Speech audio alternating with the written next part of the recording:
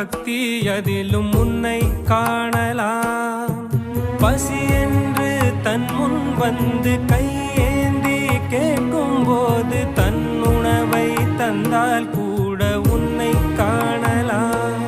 உன்னை காண பல கோடி இங்கு வாரி இறைக்கிறார்கள். எளிதாக உன்னை சேர இங்கு யாரு நினைக்கிறார்கள். அலங்காரம் அதில் நீ இல்லை, அகங்கார மனதில் இல்லை. துளி கள்ளம் கபடம் கலந்திடாத அன்பில் இருக்கிறாய். உணர்ந்தேன் உனையே